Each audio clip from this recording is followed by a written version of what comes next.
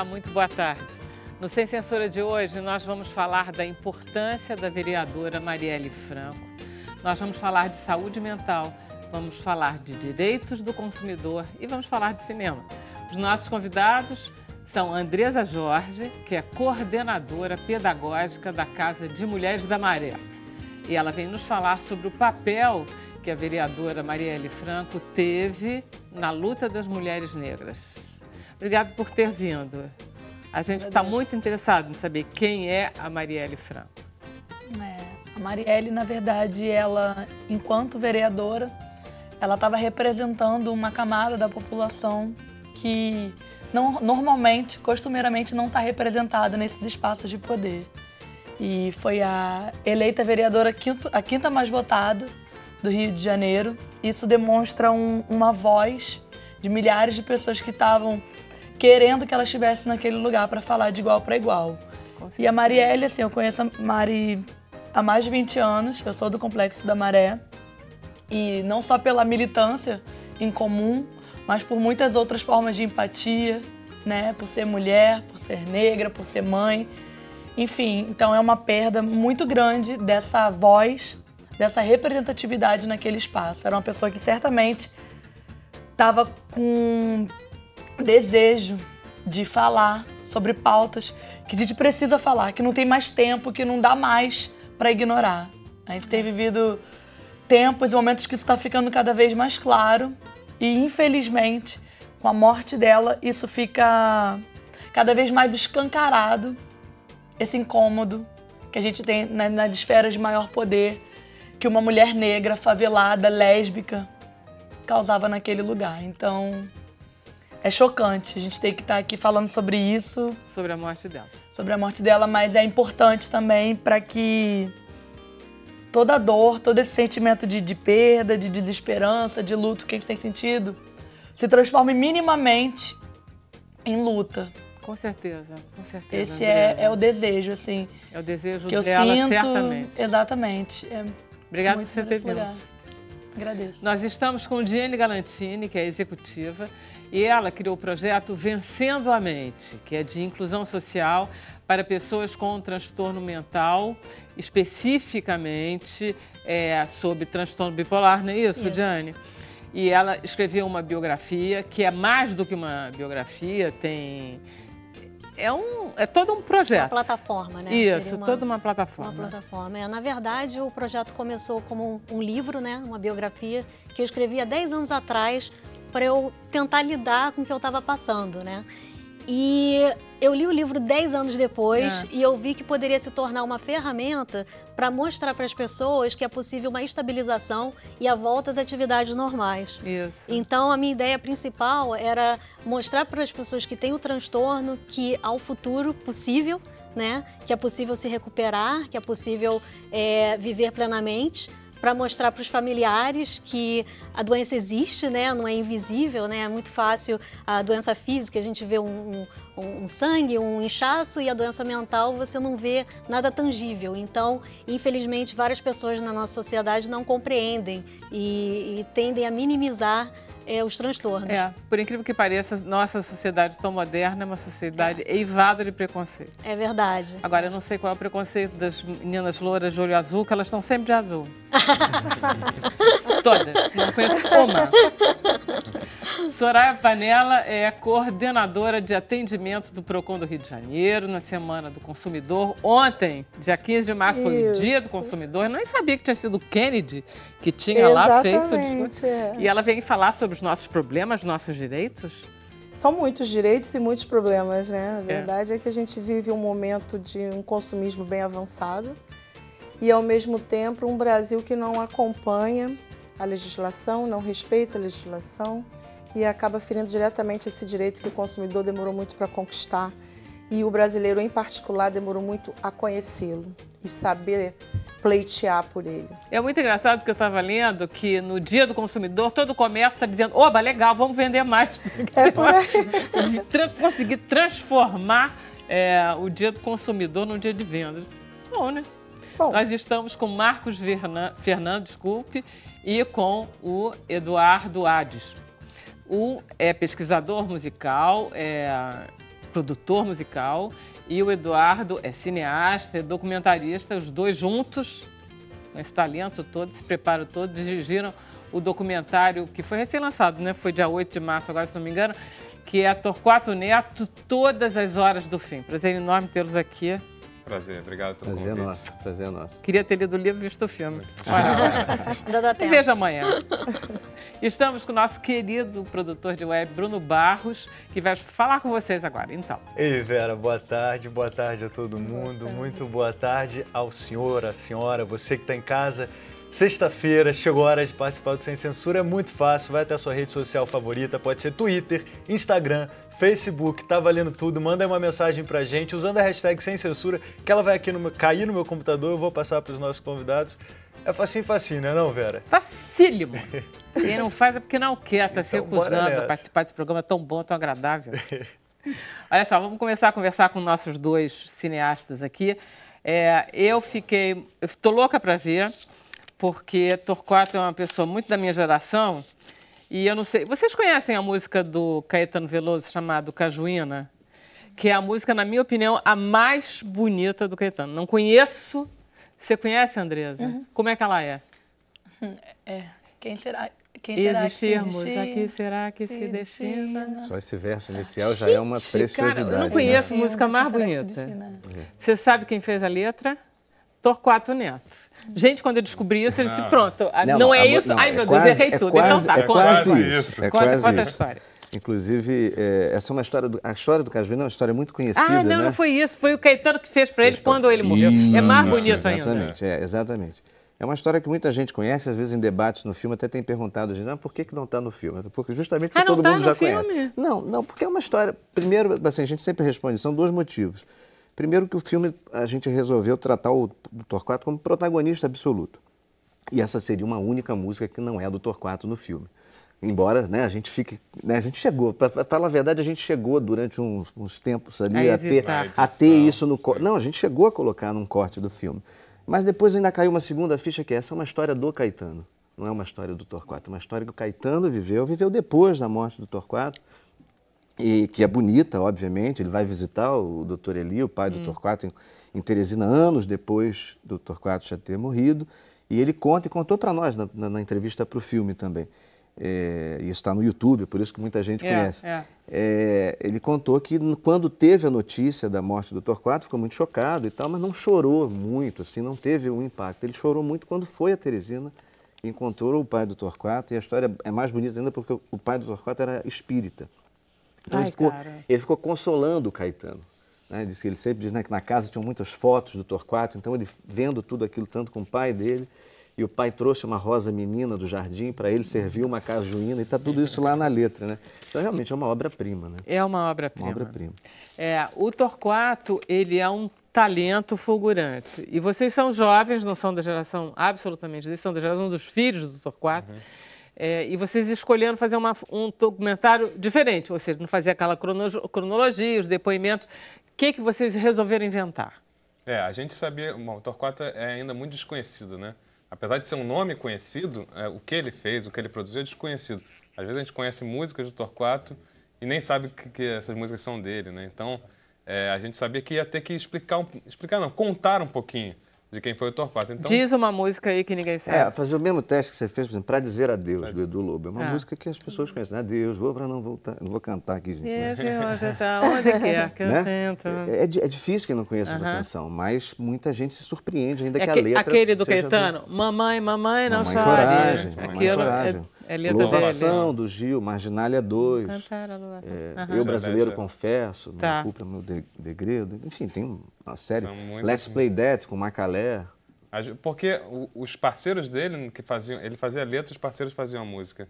E os parceiros deles, do Torquato, acabavam que eram cantores e se apresentavam. Então as músicas acabaram ficando mais coladas nos outros que apareciam do que o Torquato, que ficou esse nome que está ali misterioso, né? Então a gente queria contar um pouco da história da vida dele, mas acima de tudo, então isso é importante para as pessoas saberem o que ele fez, quem ele foi e tal.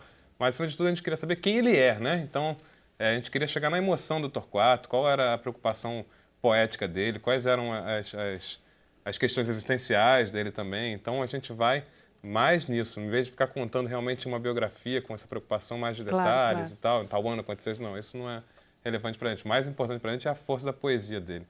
Não, mas tem uma coisa que vocês fizeram... Em muito pouco tempo, né, Vera? Não, pois é. Tem várias coisas que têm a ver com o programa de hoje. O Torquato tinha problemas mentais sérios que o levou a, inclusive, a morrer, né? Porque o alcoolismo dele, as internações, têm a ver com o sofrimento mental, né? Basicamente, né, Diana? A gente sabe como é que são essas coisas. Outra coisa, ele morreu muito jovem. A Marielle morreu com 38 para 39, ele morreu com 28 anos. Ele se matou com 28 anos, um cara de um poder criativo extraordinário. Mas eu gostei da ideia dos filmes. Conta que vocês puseram os filmes.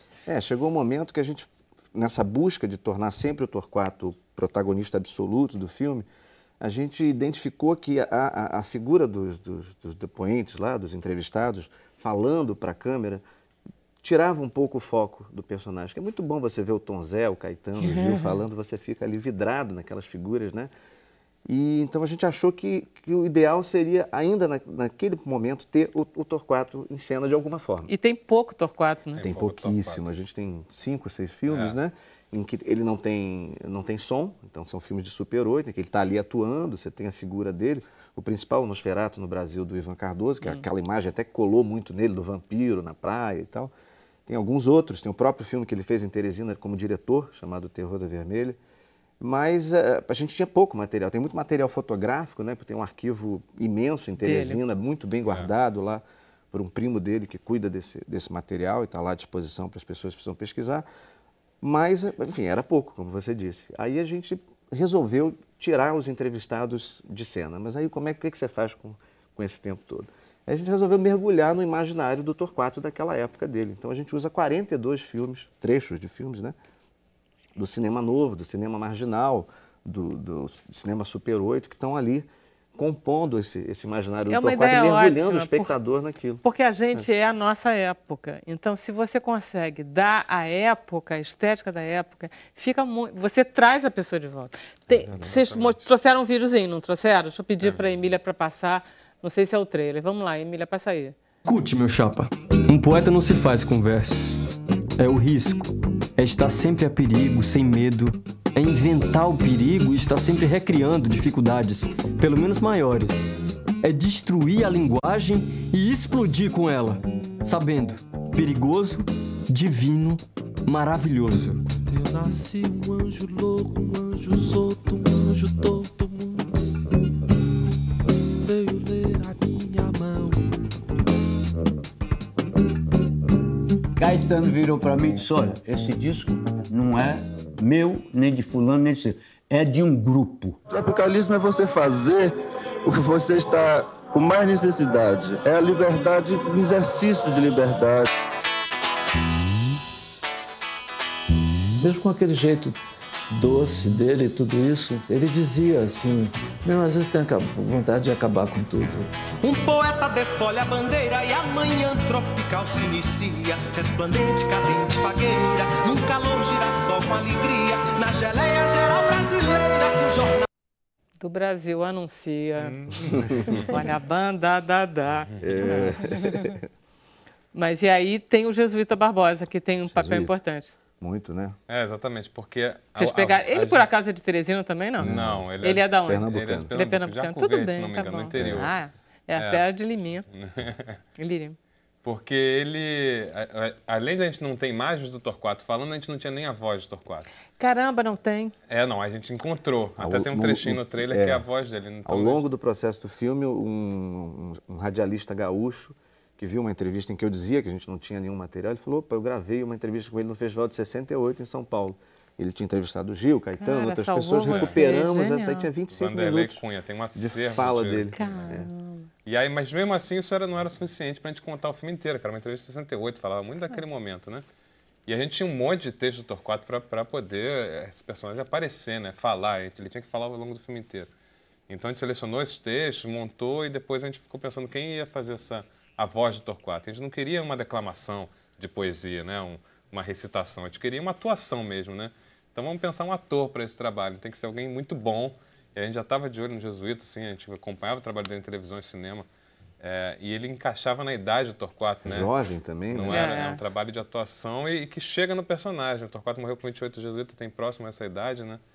E tem esse aspecto dele ser nordestino também. Não é o mesmo sotaque, óbvio, não, Teresina. Mas não tem importância, né? Mas aproxima, né? E o sotaque de Teresina é menos carregado que o de Pernambuco. Menos, sim. Né? Mas identifica, né? Você mas, enfim, identifica tudo com bem. O personagem, É mais, eu acho que é mais pela idade do que... Com certeza. Bom, tem muitas coisas, tem personagens políticos atuais que vocês puseram no filme. Vera, olha lá, tem mesmo. Tem coisas você incríveis. Você não viu o filme, Vera? Como é que você sabe? Mas eu soube, eu fiquei lendo. Ah, bom. E ele tem um filho, ele deixou um filho. Deixou um filho, e ele aparece no filme? Aparece, Foi uma entrevista que a gente fez... já durante o processo de montagem, a gente queria chegar, porque a gente, a princípio, só entrevistou pessoas que o conheceram. A mulher dele? A Ana não. Não, infelizmente não. A gente sabia que ela não ia querer dar depoimento para o filme. Assim, gente, eu acho complicadérrimo, né? Porque ele fala muito dela na nota de suicídio. Exatamente. É muito complicado. Então, você pode supor que para ela era um peso que ela carregou ao longo da vida. Ela, inclusive, faleceu há um ano e pouco atrás. Você já estava no processo do filme. Não, mas quando fizemos, ela sabia do filme, ela nos deu carta branca, total, mas a gente sabia que não ia poder contar com ela nesse nível. A gente sabia até onde ela ia. Carregado o diabo, essa pobre já o filho, né, virou amigo nosso, enfim, e se reencontrou com a história do pai através do filme, porque ele tinha 2 anos de idade, né? Tivemos agora em Campinas, na quarta-feira, né? Lançando o filme, ele mora lá próximo e levou o filho dele, o neto do Torquato, para ver o filme. Ele até saiu, teve um debate depois, não pôde ficar, e me escreveu emocionadíssimo. Ele falou, eu não sei o que eu senti. Eu falei, cara, imagina você estar levando o seu filho para conhecer a história do seu pai, que nem você conheceu direito. Deve ser uma emoção muito grande. Muito lindo, muito lindo. Olha só, está em todo cartaz, faz serviço. O filme está em cartaz em mais de 20 cidades. Agora aumentou para 22 na segunda semana, 22, estamos 33 salas. E está participando da sessão Vitrine Petrobras, que é um projeto da Vitrine, distribuidora, com ingressos a preço popular. Então, o ingresso mais caro é R$12. Então, é para ir ver mesmo. É para ir mesmo. Né? No Facebook do filme ou da Vitrine Filmes tem lá todo o circuito. Está em Palmas, em Brasília, em Rio Branco, enfim. Maravilha. No Brasil inteiro. Em várias salas. No Rio, São Paulo. Não percam por tudo. Vamos fazer um intervalo, a gente volta já já.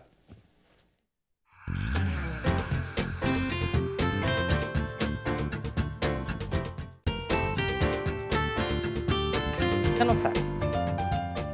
Estamos de volta com Sem Censura. Deixa eu perguntar para o Bruno, temos perguntas? Tem perguntas. Sheila Venâncio, ela garantiu que vai assistir o filme. É bom, né?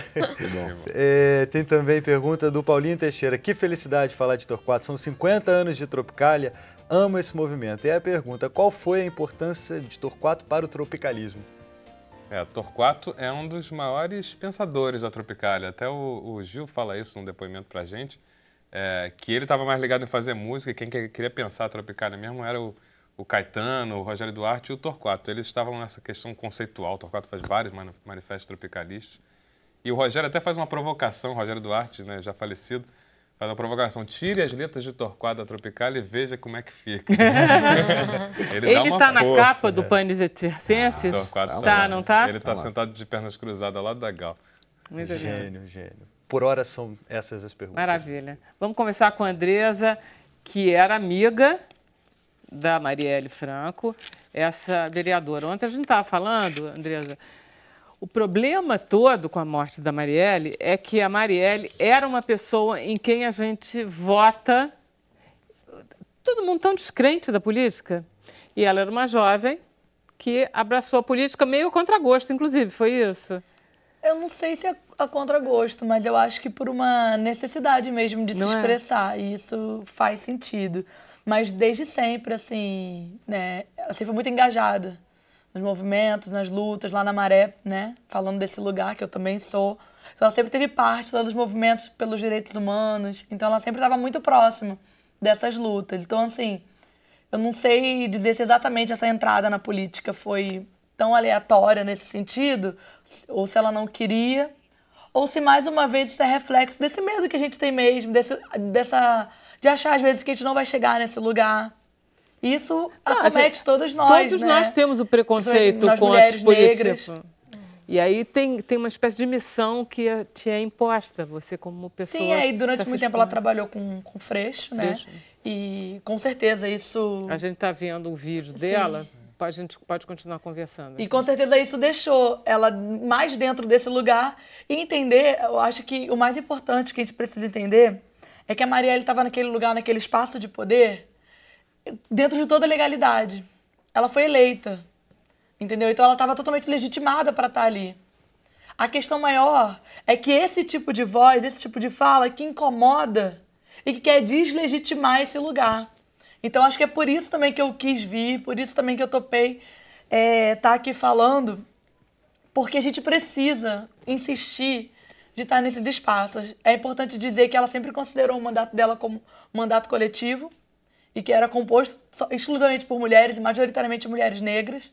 Ela tinha uma trans, que é a Lana, que ela fez questão que a Lana pudesse usar o nome social, pudesse usar o banheiro feminino. Então era um mandato coletivo que naquele espaço causava esse desconforto, esse incômodo. Então, assim, é muito urgente a gente começar a repensar nessas nossas representatividades mesmo, nessas esferas do poder. E mais do que isso, é a gente não se deixar amedrontar no sentido de enfraquecimento, de achar que a gente não... Tá vendo? Não adianta chegar lá, que vão tirar. E que esse foi o sentimento, sendo muito sincera, que bateu. Claro, quando de você primeira. Vê uma menina esse é o dessas. Sentimento que vem. Nossa, a gente está aqui lutando por uma coisa que são direitos humanos, sabe? São direitos humanos. Não devia ser nem preciso a gente fazer isso. Só que a gente, como um país, né, como o Brasil, um país que com uma mente totalmente colonial até hoje, que desumanizou todos os negros, desumanizou os indígenas, a gente precisa falar de direitos humanos. As mulheres, as lésbicas. As mulheres, e é absurdo. Ela tinha uma aparência, no sentido da coisa, do que aparentava, muito grande. E ela era grande, ela era alta, ela falava alto. Ela é... Entendeu? Leonina, era né? ampla. Exatamente, tinha é isso. Então, a gente precisa desse lugar, né? E aí é muito, muito ruim ouvir essa coisa do defender bandido, esse discurso ruim que legitima, às vezes, essas ações extremamente violentas, né, em todas as esferas, não ao extremo, né, do que aconteceu, infelizmente, com a Marielle, mas todas essas esferas que a gente é atacado, a gente que trabalha, como eu gosto de falar, no front, a gente que trabalha diretamente com essas coisas, com essas pessoas, defendendo essas causas, é muito ruim a gente ter que ouvir isso, porque a gente está defendendo direitos humanos, porque ainda se faz necessário falar de humanização das pessoas. E como diz você, ela estava num lugar de pleno direito, porque ela tinha sido eleita, né, foi a 5ª mais votada, e eu estava lendo uma entrevista sobre ela, em que o Freixo declara que a mãe dela estava preocupada. Sim. E que o Freixo teria dito para a mãe, não fica preocupada, porque ela está eleita, ela tem um nível de visibilidade, de atuação, que vai protegê-la. Cara, é muito duro para uma mãe, e é verdade o que ele está dizendo, não é mentira. Né? Tanto é que ela nunca foi ameaçada, mas ela foi simplesmente exterminada. Mas como eu falei mais cedo, em outros espaços, até conversando com os meus, é que existe ainda na nossa cultura, por conta de todo esse machismo, racismo estrutural, uma certa passibilidade de achar que é quase que normal um corpo de uma mulher negra ao chão, uma mulher negra está morta. Porque talvez isso não tenha acontecido com outros políticos, ativistas dos direitos humanos também, graças a Deus que não aconteceu, mas de alguma forma... O fato de ela ser mulher, negra, lésbica e favelada é como se fosse mais naturalizado, entende? E a gente sabe disso. E é por isso essa angústia, essa revolta, essa dor, enfim, desculpa. Esse atravessamento que fica na nossa garganta. Mas a gente já viu isso. Quer dizer, ela pertence a um panteão de brasileiros mortos por defender os direitos humanos que tem... Mais do que negras e faveladas, Sim. Você tem pessoas como o Chico Mendes, Sim, você tem como a Patrícia Scioli, você tem pessoas muito diversas como o Brasil. Ela está na verdade, ela pertence a um grupo de gente que era muito consciente da necessidade que o Brasil tem de amadurecer politicamente. Isso é que eu acho bacana. Mas eu acredito que não imaginavam, assim, essa repercussão. talvez, o que aconteceu. Eu acho que não imaginava. Acho que ia ser uma coisa banalizada? Não tão banalizada, pelo fato dela ser uma pessoa pública, ter sido eleita da maneira como foi. Mas que a repercussão ia ser, não seria. Né? É porque a gente também, isso também é importante a gente ver que esse movimento ele está existindo. A gente está se unindo rapidamente. Os coletivos e as coletivas de mulheres negras, a gente se uniu, e os homens negros e as pessoas, e não negros também, todo mundo que está, né, dentro dessa causa, se uniram rapidamente. A gente não pode mais aceitar esse tipo de coisa. Você sabe exatamente. Hoje... São 4 anos que está fazendo, por exemplo, que Cláudia Silva morreu da maneira brutal pelo Estado e os culpados não aconteceu nada. Não acontece. Só a questão da passibilidade mesmo desse tipo de morte, que já é rotineira, infelizmente. Você sabe que hoje de manhã estava uma moça, parece que Zumira, estava no jornal hoje, dizendo que ela estava ontem, lá na Cinelândia, participando da manifestação e tudo, e ela estava dizendo, ela é uma mulher da minha idade. Então ela disse, eu estava aqui em 1968 quando mataram Edson Luiz, que foi um estudante que foi morto no calabouço de uma forma leviana. Quer dizer, não foi executado como o caso da Marielle, mas que provocou uma mudança no país em termos de união, absolutamente, como eu acho que é isso que está acontecendo agora com Marielle. Quer dizer, a morte dela está mostrando uma força da mulher negra politizada que a gente não estava vendo. Porque eu acho que justamente isso foi na tentativa de um recado mesmo para silenciar. Eu acho que a tentativa foi essa. Um recado para silenciar. Aqui não é o seu lugar. Porque, assim, falando aí muito do meu lugar de fala, o que essa sociedade racista e machista mostra a todo momento, que o nosso lugar não é esse que a gente está querendo ocupar. É que é o lugar da cozinha, que é o lugar da subalternidade. Andressa, e a gente muito não está mais nesse do que lugar. isso. A gente ousou sair desse lugar. Não, ela é uma ameaça real. Ela era uma ameaça real. Sim, ela não era simbólica. Eu não acho que eles quiseram calar uma voz. Eu acho que eles mataram uma pessoa que ameaçava. Que de fato movia estruturas, com certeza. Entendeu? Que de fato ela tinha poder na mão e ela foi morta porque ela tinha poder. Eu acho sim. E por isso a reação das pessoas. Por isso é que é tão chocante. Era uma pessoa que de fato estava movendo as estruturas, estava lá falando no mesmo tom, entendeu? Tipo, botando no mesmo tom, mas que a gente não pode deixar perder de vista, e aí eu acho importante, a gente não pode deixar de perder de vista que esses sinais, eles são muito reais e simbólicos e estão em todas as esferas da nossa sociedade, de quanto esses corpos, quando estão assumindo esses lugares de poder, esses lugares de visibilidade, eles incomodam, por excelência, assim, por serem. Então, eu acho que isso é uma coisa que a gente não pode perder de vista. É esse incômodo causado por essa voz que precisa ser falada, que quer ocupar esses espaços, entendeu? Então, eu acho que isso fica como estímulo também para a gente cada vez mais ocupar esses espaços. E aí eu falo também desse meu lugar, enquanto jovem, enquanto mulher negra, favelada também, e querendo cada vez mais ocupar esses espaços de fala, enfim, que a gente puder para minimizar as injustiças e tentar reparar todo um conjunto de dívidas históricas, tanto para a população, com as minorias, e pela desigualdade que a gente vive. Eu acho que a gente tinha que insistir em uma outra coisa que a Marielle representava, e eu acho fundamental, era o nível de estudo dela. Sim. Porque isso coloca ela num nível de discussão mais alto. O debate com a Marielle não era um debate baixo nível. Ela era uma menina que tinha feito sociologia na PUC, que tinha feito mestrado em administração.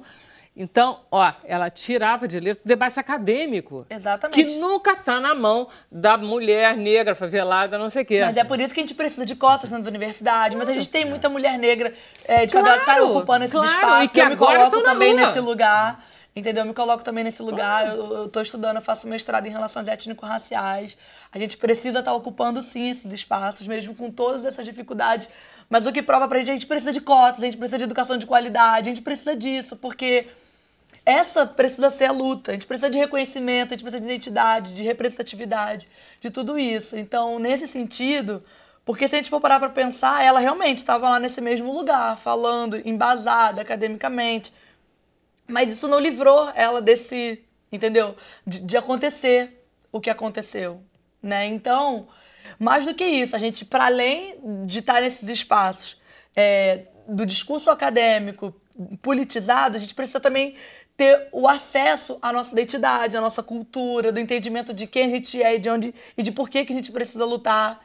A gente tem a lei 10.639, que a gente enfim, a gente precisa fazer com que ela seja real, a gente precisa insistir ainda no debate de cotas em todas as esferas, a gente precisa discutir democratização da cidade, acesso à cidade, enfim, todos esses direitos que vão permitir, e esse entendimento, inclusive, da favela como cidade, que a gente não tem na maioria das vezes, né, da favela como cidade, porque se a gente for pensar, o modo de fazer política dentro da favela, ele existe há muito tempo. As favelas, para existirem, são as suas políticas. Para poder trazer o chão, para poder trazer a água, são os moradores que se mobilizaram. E majoritariamente moradoras, mulheres, que fazem com que essa luta aconteça. Então é um fazer político, a gente sabe fazer política.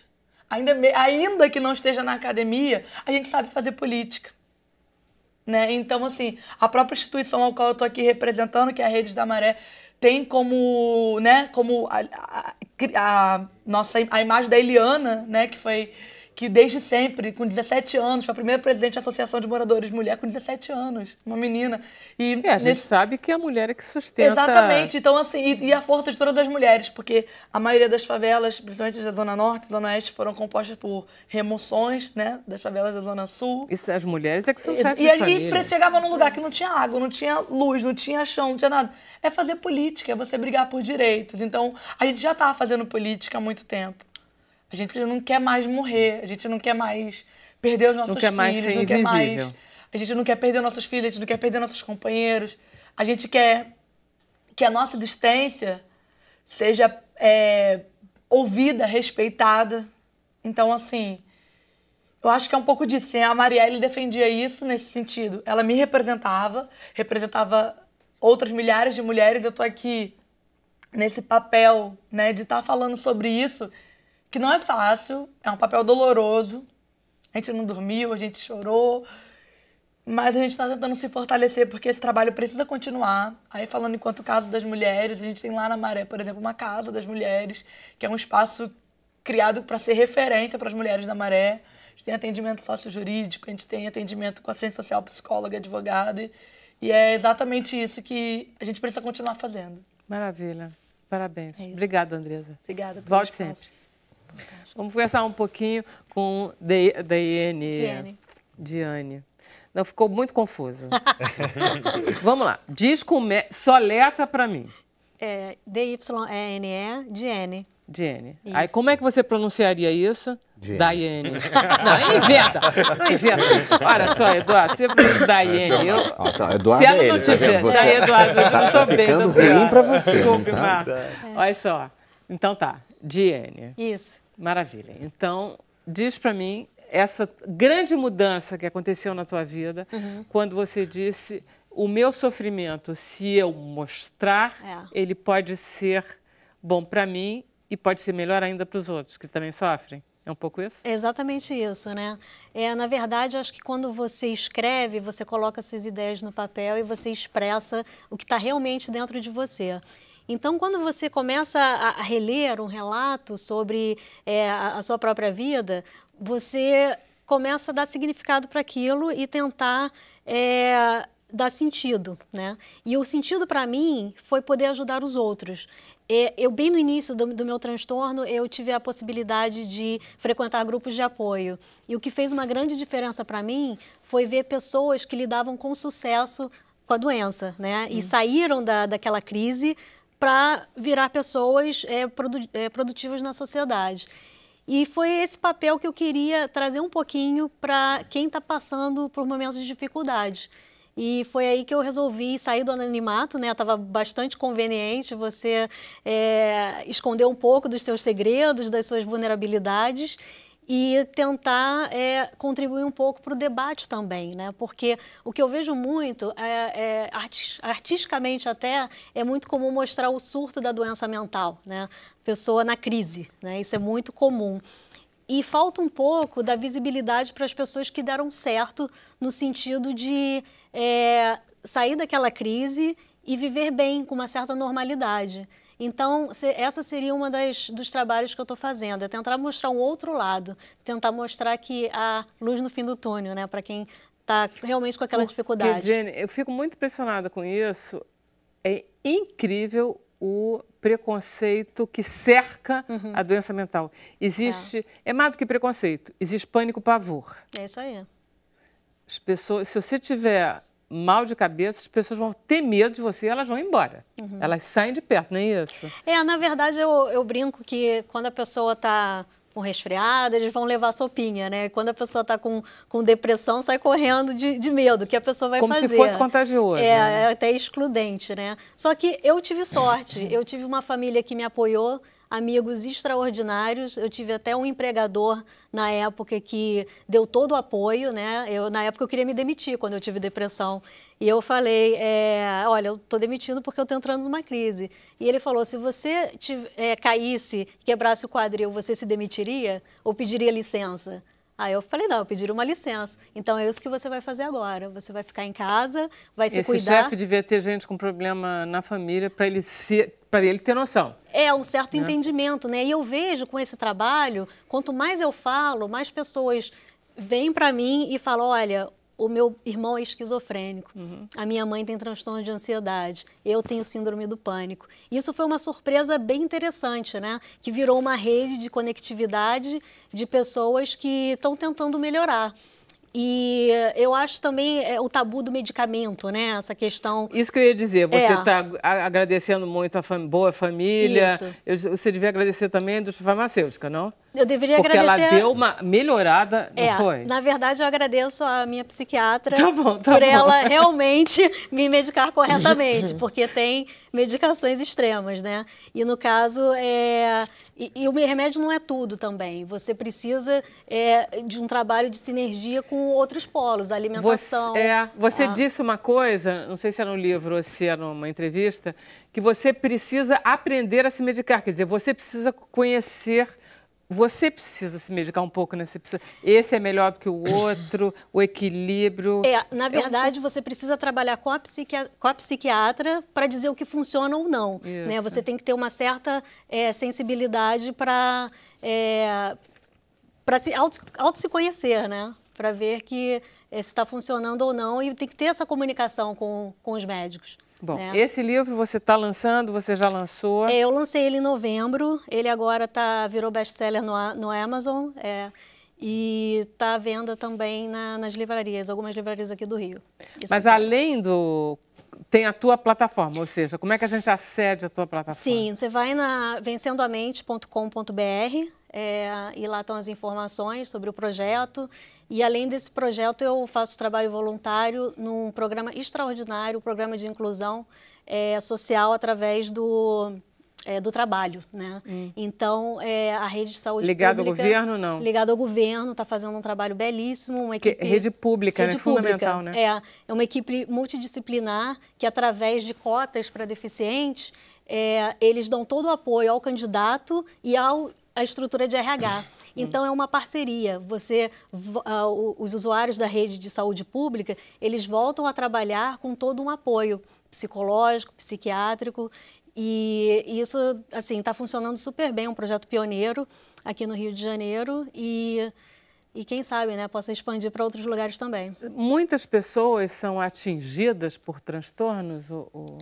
Bastante. Segundo a Organização Mundial de Saúde, em torno de 25%. Em algum momento da vida, alguém vai ter algum tipo de transtorno mental. 25% da população? É um quarto.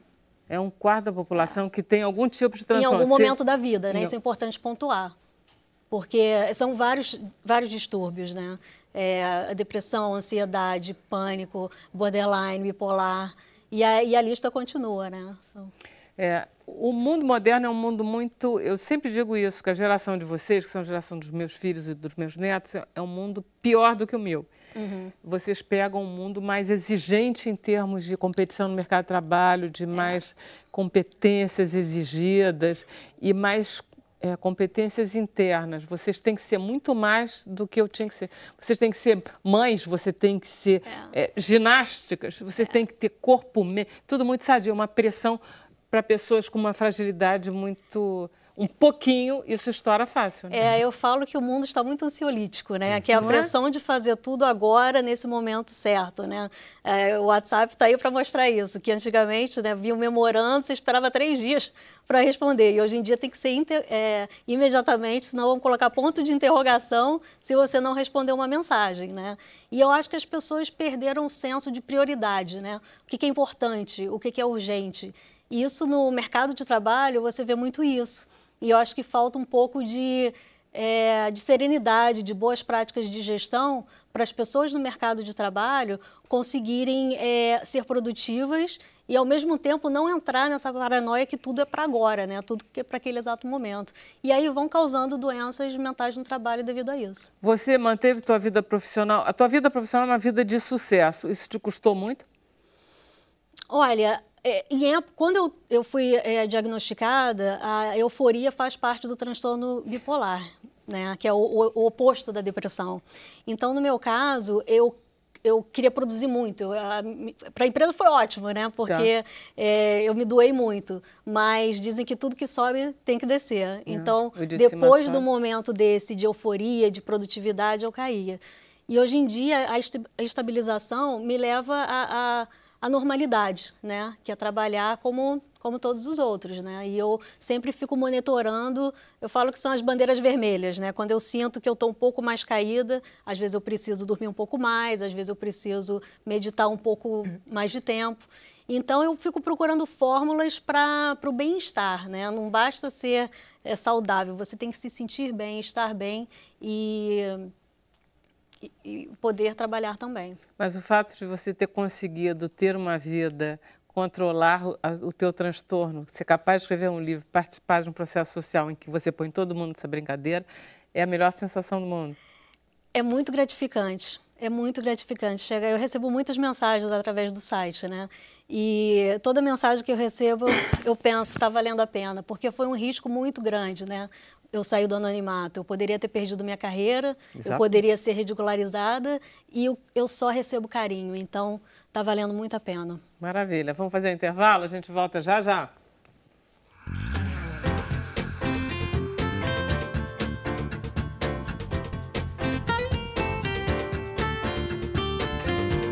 Bem preto. Estamos de volta. Vou perguntar para o Bruno se ele tem perguntas e comentários. Então, Bruno. Olha aí, o caso da Marielle Franco nas redes sociais é sempre muita força, as pessoas participam demais. O Twitter, inclusive, já registrou mais de 600 mil tweets com a hashtag Marielle Presente. Então, aqui não deixa de ser aqui não é diferente. A Solange Deserto diz que é triste saber que calaram a voz de alguém que falava o que queríamos gritar. E aí tem uma pergunta da Fernanda Costa para a Andressa, que é a seguinte: por que uma pessoa que defende os direitos humanos incomoda tanto algumas pessoas? Eu acho que é muito por aquilo que a gente falou, né? Ela está pensando em igualdade, enfim, está mexendo com estruturas que, infelizmente, ainda são muito rígidas na sociedade, que é a estrutura do machismo, é a estrutura do racismo, da desigualdade.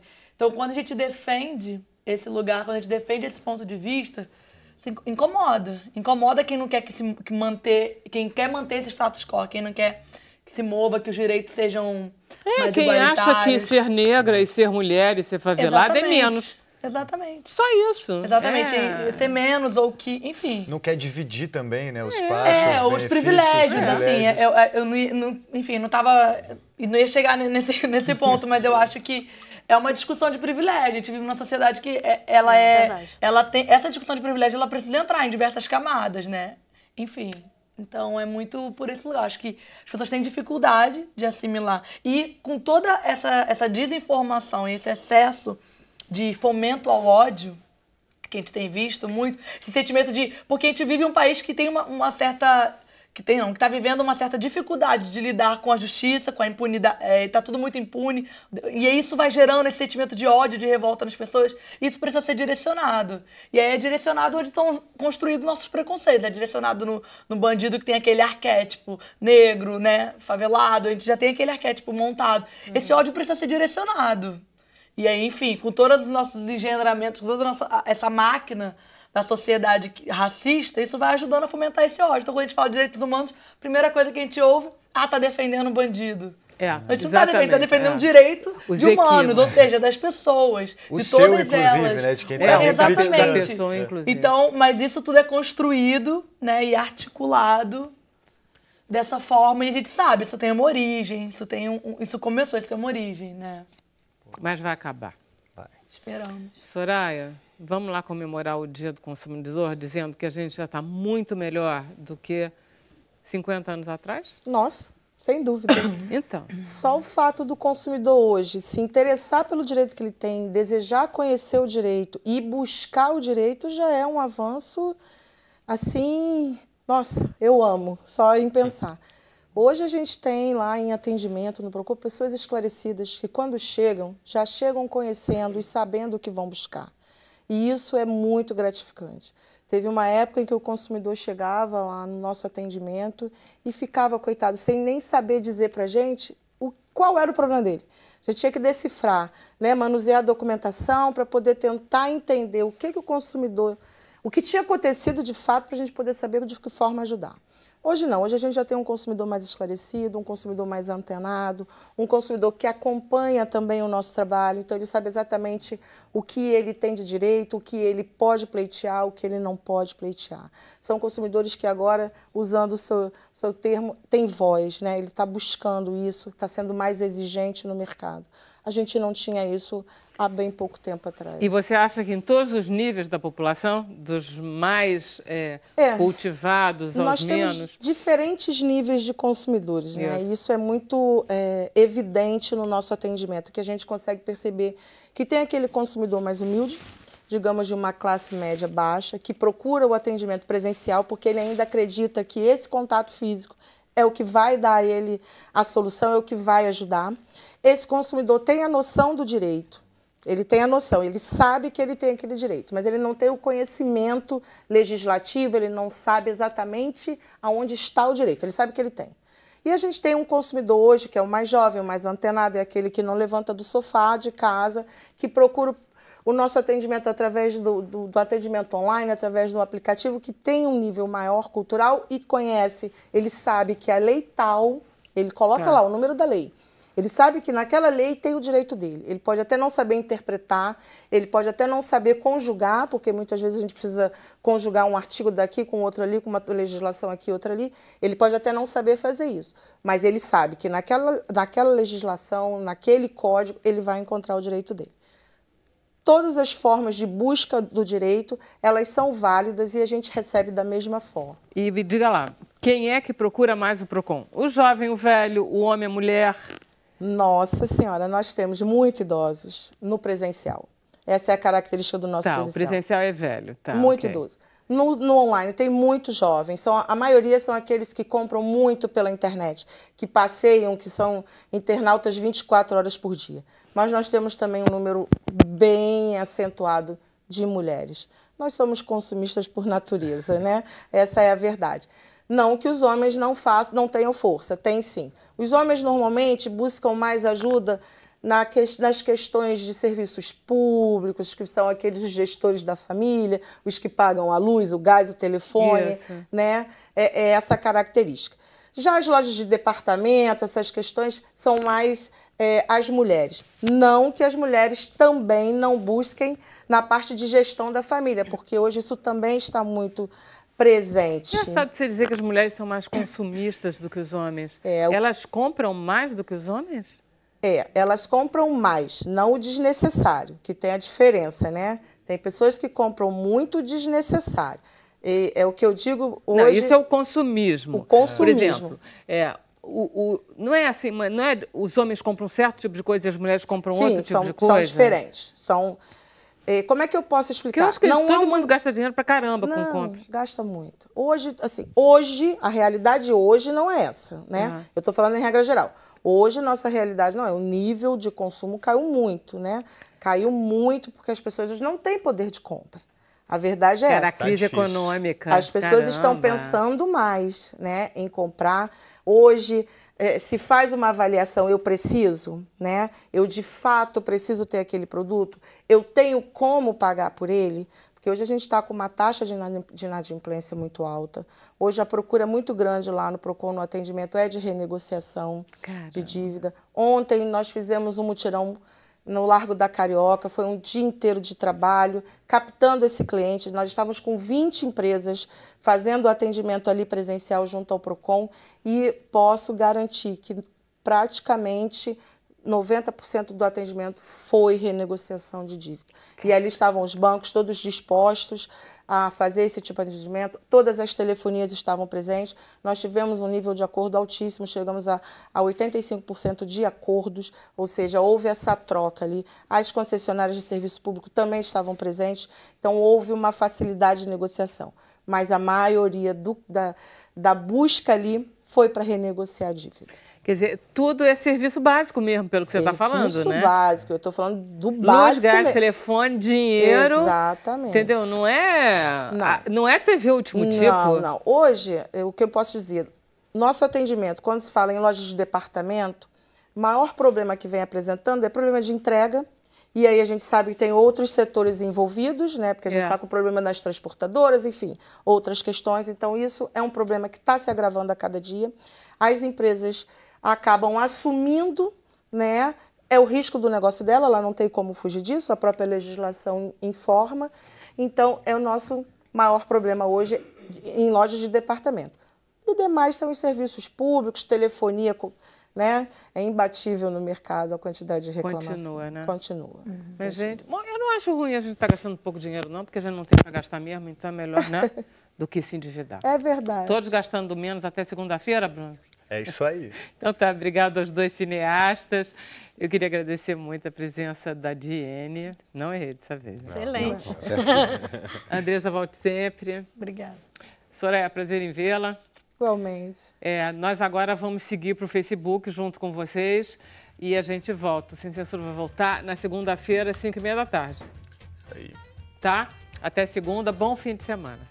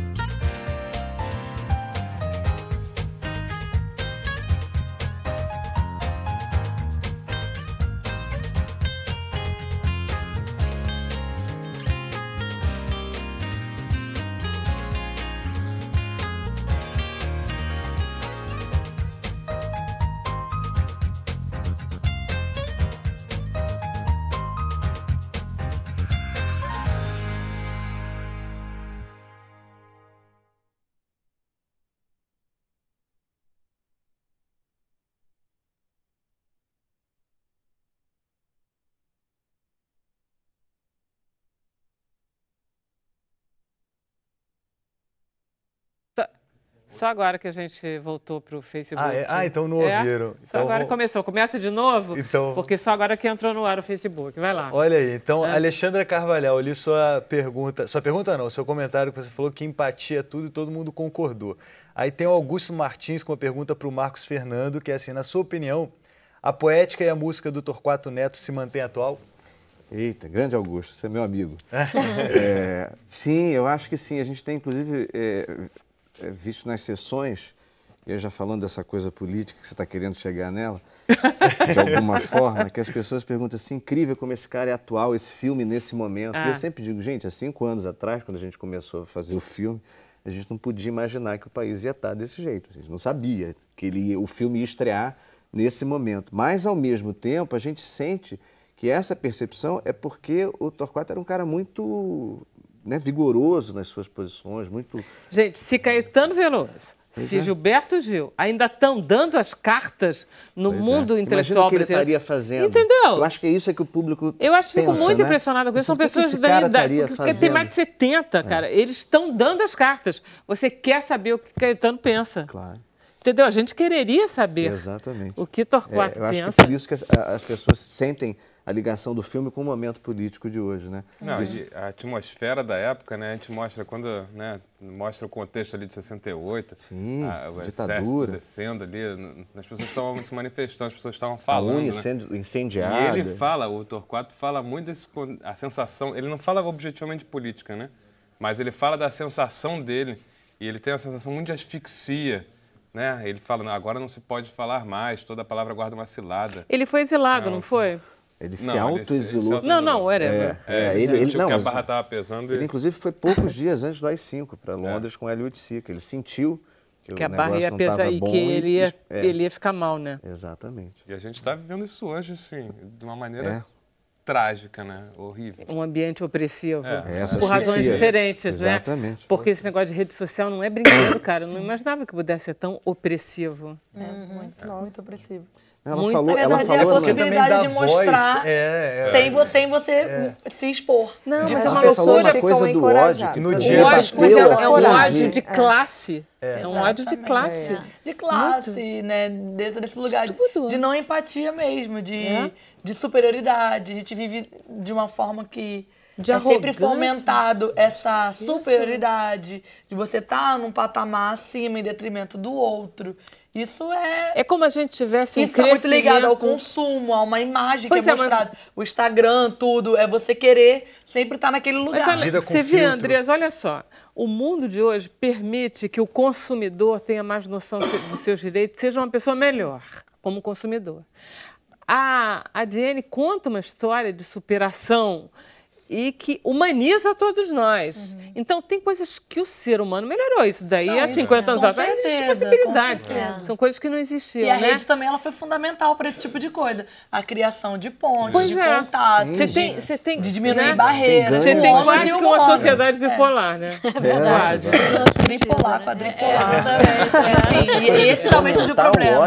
A gente querer botar dentro de uma casa. Mas o problema é exatamente esse que você está falando. É um conflito, né? Porque as pessoas ali, elas alimentam ódio, alimentam amor.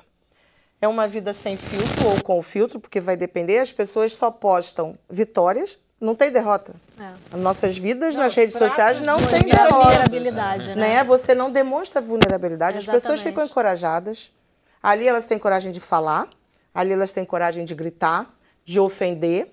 Né? Você vê que foram criados grupos, então existem grupos que não gostam de gordos, grupos que não gostam de negros, grupos que não gostam de altos, e todos estão na rede social. Né? Ali eles alimentam raivas absurdas, ali eles combinam tragédias, ali eles combinam as guerras dentro dos campos de futebol. Eu posso dizer uma coisa que eu acho muito violento, que eu sou muito contra, sempre fui. É assim, por exemplo, você vê Gilmar Mendes em Lisboa, aí tem alguém que vai lá e faz no celular uma agressão, dizendo você não sei o quê, para filmar e para postar. Isso não, essa educação normal, esse comportamento que, em geral, eu não vou chegar aqui e dizer absurdos, ofender, né? Não vou ofender ninguém, mas você ofende porque você vai postar. Você ofende porque você está... É um show, né? Entendeu? Tem uma coisa de show interno que alimenta o ódio. O que você está falando é virem pessoas atrás e eles vão multiplicando aquilo. Exatamente. Tem pessoas que isso é do nosso dia a dia, do nosso cotidiano, que eles multiplicam essas coisas. Não sei se quer ler a matéria. Né? Tem matérias falsas e meias verdades. Vai tudo junto.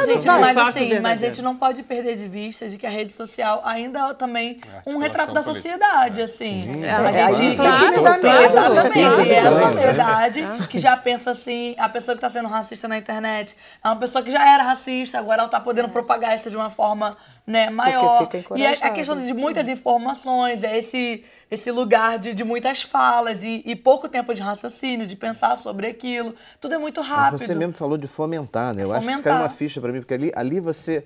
Às vezes você nem tem uma opinião sobre isso. Eu acho que sim, tem muita gente que já tem essa opinião. Mas tem gente que se sente a necessidade de ter alguma opinião. E às vezes se identifica com uma coisa aí e aquilo... vai no efeito de manada, né? Vai, porque você tem que compartilhar, você tem que... O que você está pensando? Você tem que dizer alguma coisa sobre aquilo que talvez você não dissesse. Mas às vezes você se junta por um fomento ali. E ainda que seja para maiores de idade, tem muitos jovens. Eu ia falar da questão da fake news também, que é uma outra coisa de rede social, que às vezes as pessoas dão opinião em cima de uma coisa que não é verdade, aí gera um discurso. Gente, eu ia espalhar aqui no programa uma fake news que eu li que achei ótima, gente, olha só.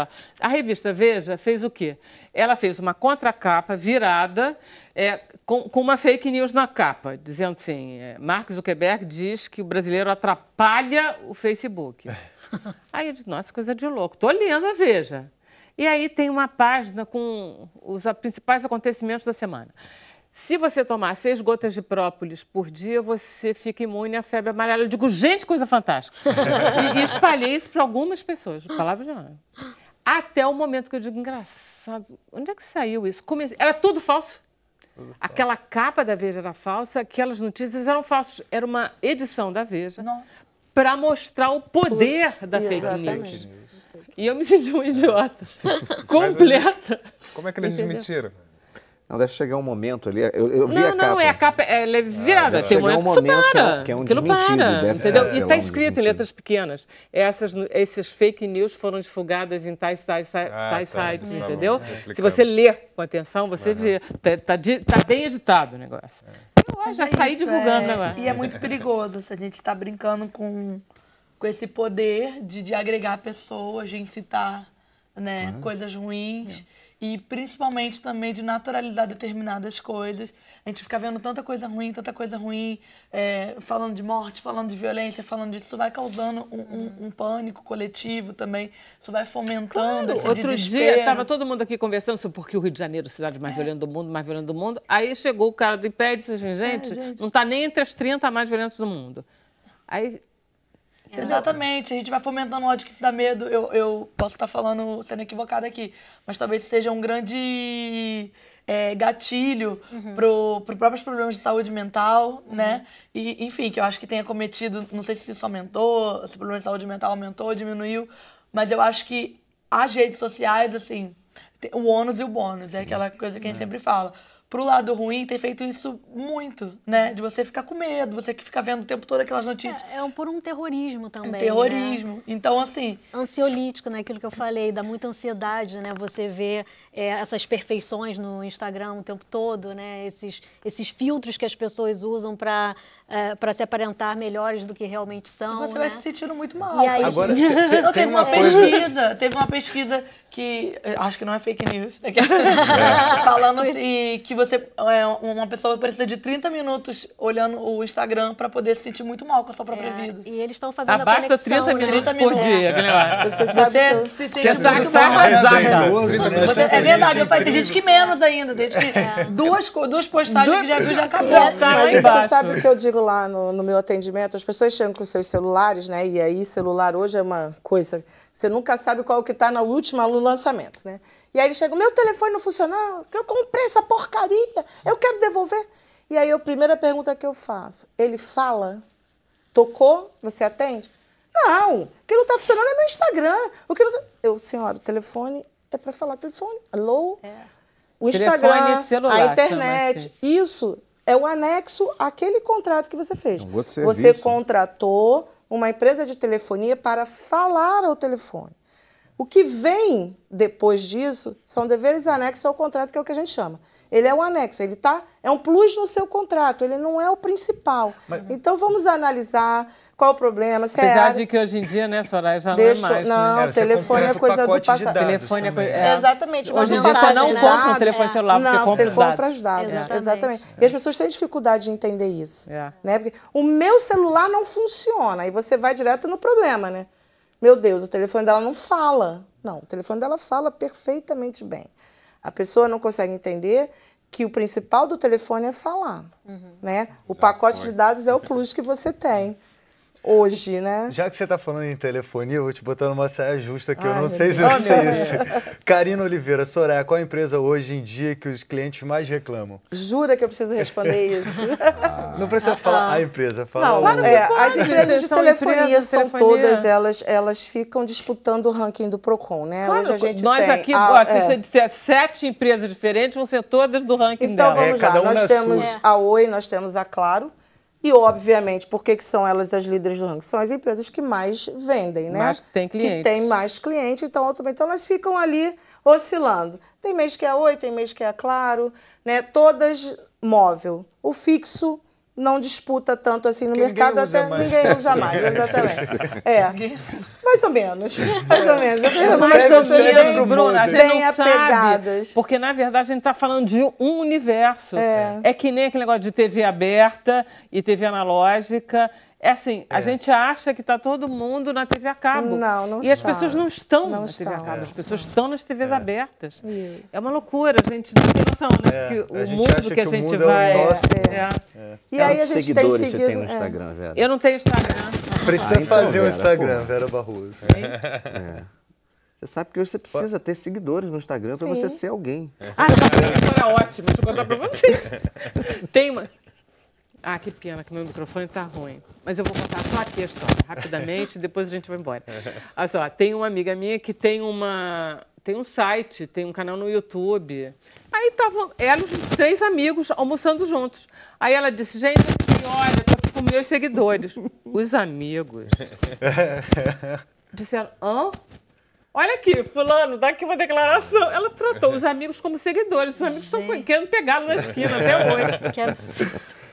Muito Black Mirror isso. Você nem tem Instagram, logo você só é amigo dela e não seguidora. Não, graças a Deus, ela não pediu a minha opinião, né? Não, eu tenho Sem Censura, que é uma rede social poderosíssima. Esse negócio de celular é muito complicado, porque a gente distancia quem está perto, né? Então, hoje lá no meu ambiente pessoal, dos colegas, a regra é, sentamos para bater papo, tomar um chopp, almoçar, celular dentro da bolsa. Aquele que pegar o celular e começar... Paga a conta. Paga a conta.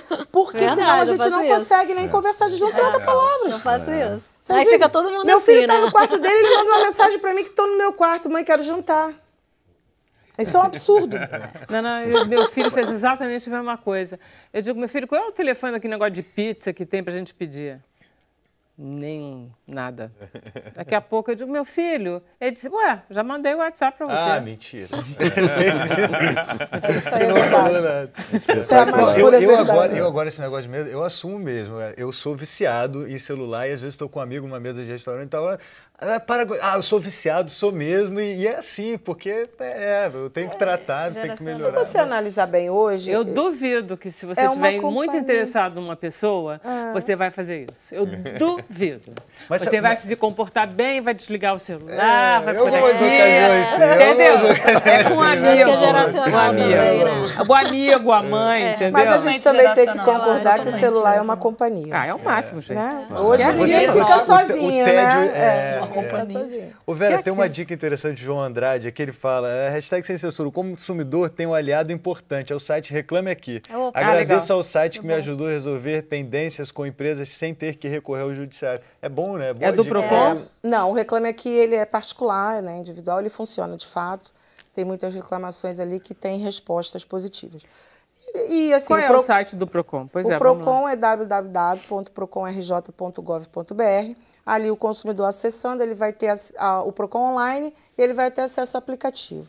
O aplicativo é fantástico, ele baixa no celular, onde ele estiver, ele faz a reclamação na hora, ele pode tirar foto do estabelecimento, da situação em que ele estiver vivendo, postar. Vai gerar um número de protocolo que chega para a gente trata a reclamação do consumidor, notifica a empresa. Hoje, para os antenados aí, é a melhor... Legal, aplicativo de celular, bacana. Meu Procon RJ. Meu Procon RJ. Ele é bem legal, você pode anexar 3 fotos nele, né? Porque o consumidor que está nessa, como dizem, nessa vibe, né? Ele está na rua, ele está naquele momento, ele está dentro do estabelecimento, está comprando. E ali, ele inclusive pressiona, né? Aquele momento, ele pressiona e consegue, às vezes, resolver até mesmo sem procurar o Procon. Maravilha, gente. Foi maravilhoso esse programa. Muito obrigada por essa magnífica sexta-feira. A gente volta segunda, então, 5h30. Até lá.